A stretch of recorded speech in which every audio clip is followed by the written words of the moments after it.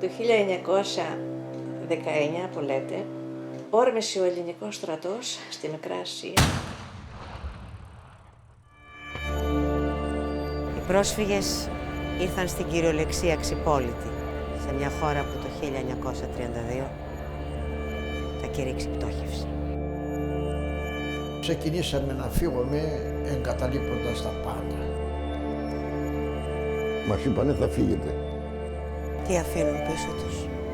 Κομμάτια και θρύψαλα μιας άλλης εποχής. Τα παιδιά τους που έκλαιγανε, που είχαν οι μανάδες, το πνίγε το παιδί της. Οι δικοί μας οι Τούρκοι λέγανε για τους τσέτες να στραβώσουν οι άτιμοι. Αυτό να το τονίσετε.